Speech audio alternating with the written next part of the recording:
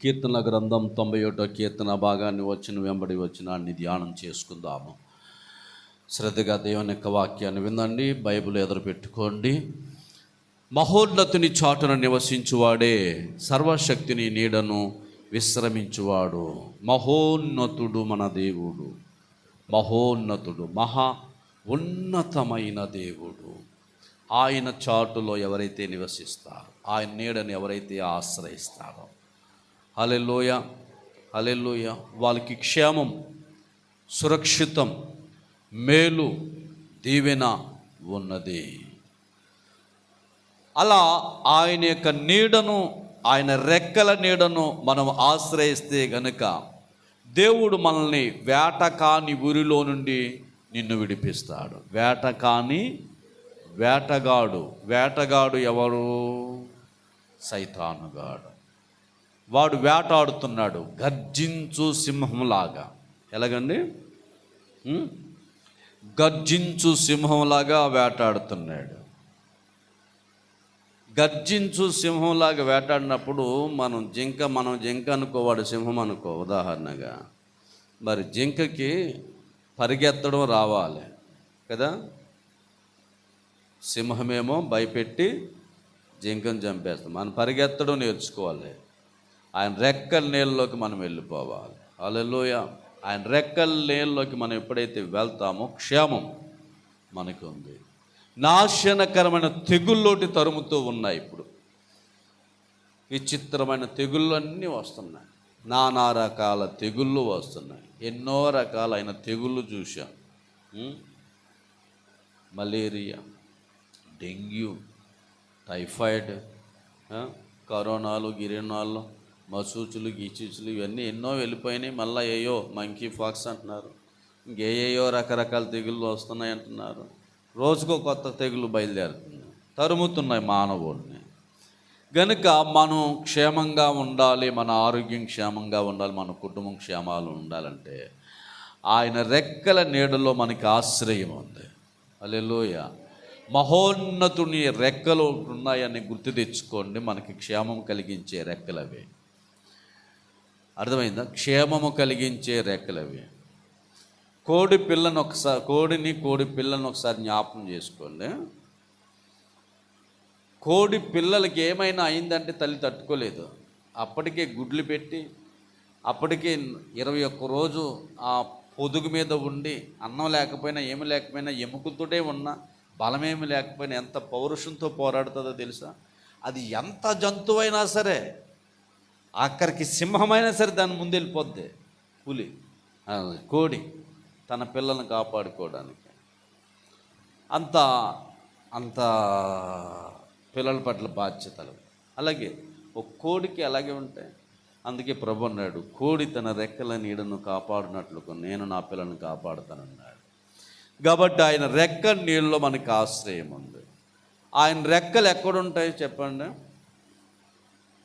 ఎక్కడైతే నువ్వు దేవుని మోకరిస్తావో,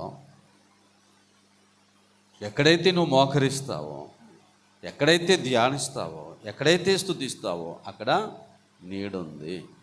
ఆయన రెక్కలు ఉన్నాయి.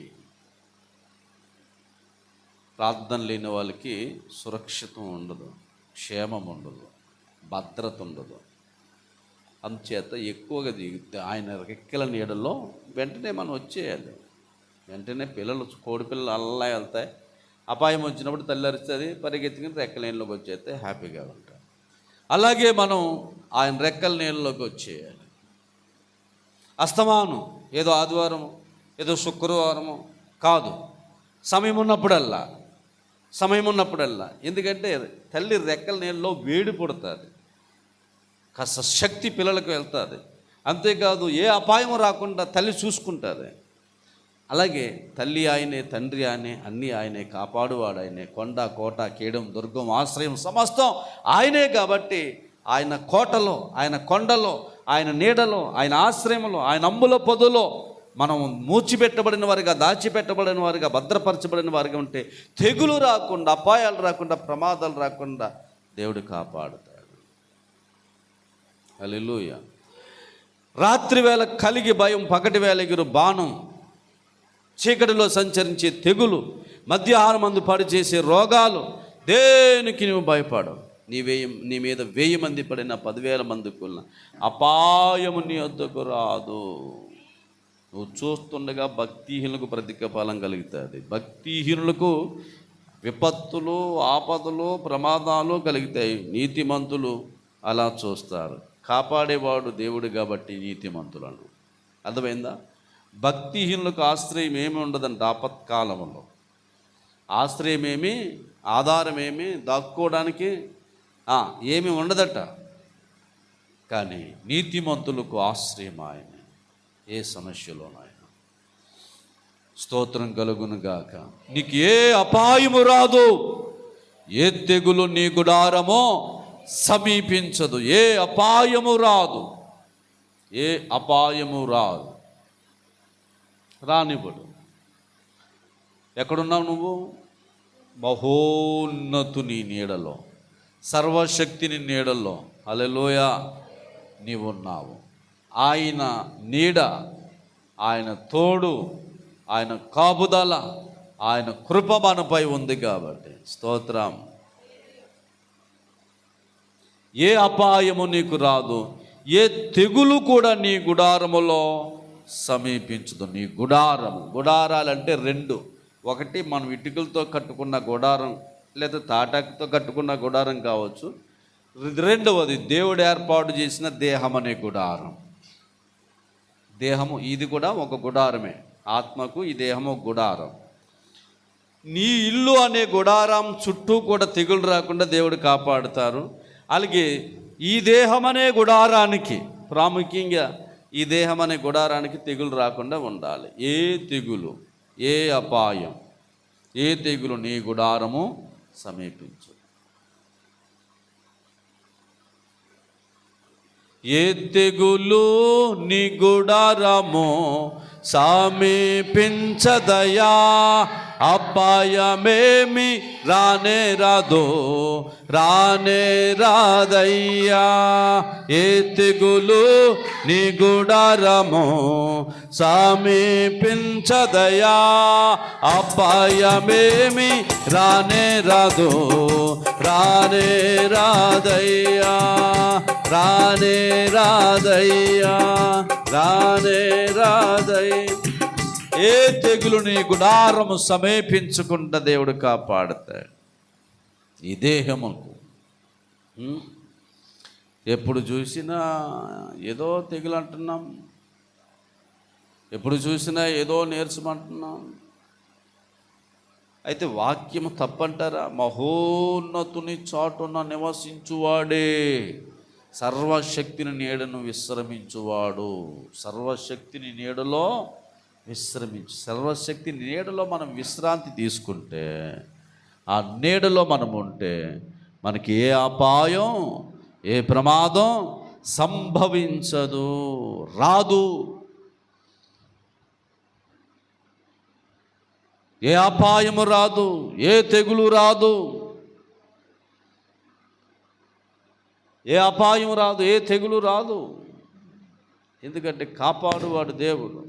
నేను స్వస్థపరిచే యెహోవా నేను, నేను బాగు చేయవాడు నేను అని ప్రభువే చెప్పాడు. కనుక ఏ తెగులు మన గుడారానికి రాకుండా దేవుడే కాపాడుతాడు.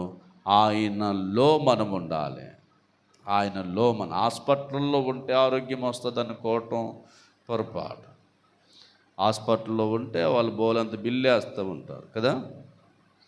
ఆయన రెక్కల్లో ఉంటే, ఆయన నీళ్ళలో ఉంటే, ఆయన సన్నిధిలో ఉంటే బలమిచ్చువాడు ఆయనే, శక్తినిచ్చువాడు ఆయనే. కాబట్టి బలహీనతలన్నిటినీ దేవుడు తొలగించి క్షేమమిస్తాడు. నాకు తెలిసిన చాలామంది భక్తులు నేను చూశాను. వాళ్ళు ఎక్కువగా సన్నిధిలో, వాళ్ళు ఎక్కువగా బైబిల్ దగ్గర, వాళ్ళు ఎక్కువగా ఉపవాసంలో, వాళ్ళు ఎక్కువగా సువార్తలో, వాళ్ళు ఎక్కువగా దేవుని పనుల్లో ఉంటూ ఉండేవారు. 80-90 సంవత్సరాలు వచ్చినా కానీ ఏ తెగులు లేకుండా వాళ్ళు ఉంటున్నారు. 5 నిమిషాలు ఆరాధన చేయడం నుంచోండి కింద పడిపోతున్నారు అందరూ. 5 నిమిషాలు ఆరాధన నుంచోలేకపోతున్నావు నువ్వు.